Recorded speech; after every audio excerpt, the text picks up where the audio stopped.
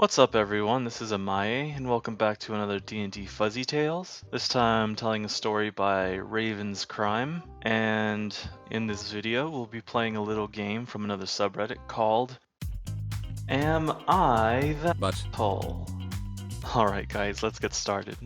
Okay, so this post could probably also go on Am I the Butthole subreddit, because I'm legitimately not sure if this is my fault or the DM's fault. This comes from a 5e game that we have been playing for a few months now.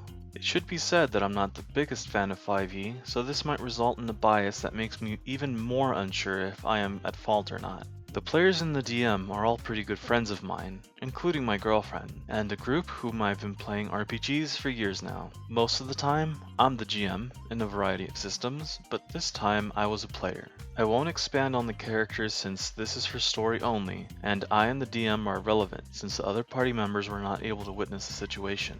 Our party has just entered a city that now has a magical dome placed over it because of a magical terrorist attack.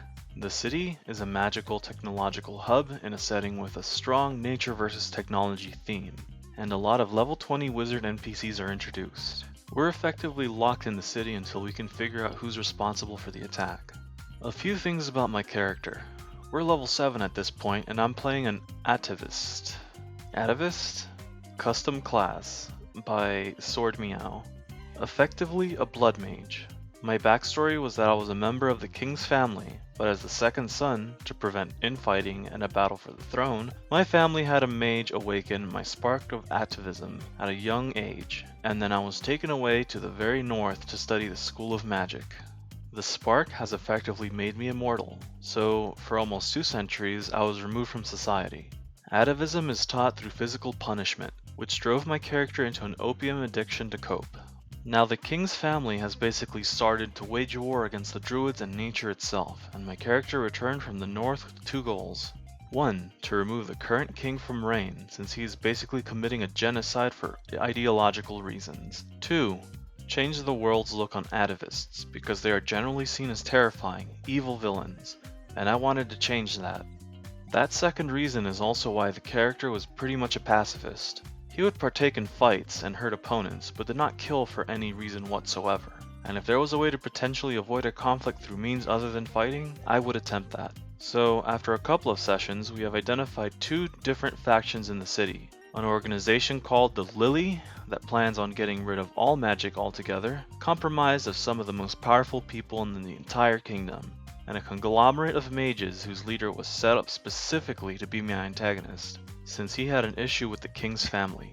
Out of that conglomerate of mages, we had already managed to track down and defeat 2 of them. We captured both of them, and I managed to convince one of them to join our cause. The other was locked up in a dungeon and, after insulting one of the NPCs, had that NPC send her directly to the 9 hells before our very eyes before we could intervene. A few sessions later, this was the last session I was a part of, a few weeks ago.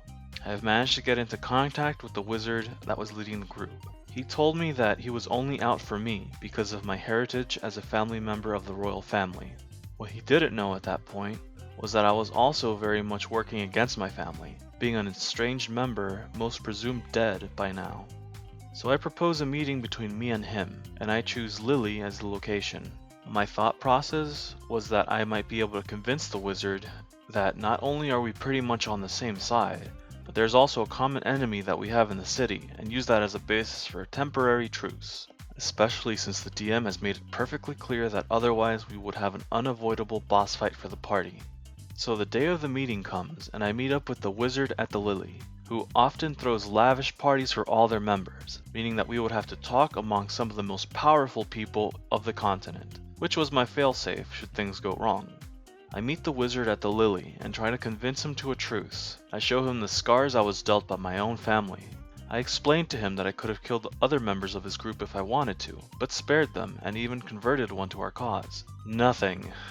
I was not allowed to roll for anything. I was not allowed to even attempt to sway the wizard. Poop. So, I guess the failsafe would have to do. I reveal myself as an atavist to the party. once again filled with the most powerful people on the continent in an organization that wants to get rid of all magic, with the plan of showing that both I and the wizard are the worst that magic can create, and use the magic atavists have in society to make us both go under. This is where the plot twist hits. The person we originally thought was the boss of the Lily was actually just a puppet of the wizard. I fire bloody projectiles through the entire ballroom, explicitly stating that I don't want to hurt anyone, just to create a panic to have the NPCs both deal with the wizard and me, taking him down with me, so to speak. Well, despite that, the GM rules that I have hit and hurt the wizard. He then, reminder that this would have been an unavoidable boss against a level 7 party of 4 players, hit me with the word power word kill, which is insta-kill without save unless you have more than 100 HP, which is impossible at that level for any of our party members to have, and then teleports away without any other repercussions. But I don't die instantly.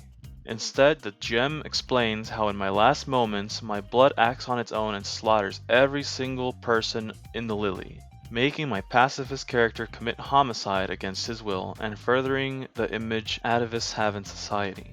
It is also revealed that the character is now a potential TPK risk for the party, meaning he won't let himself get resurrected even if the party had a spell to do so.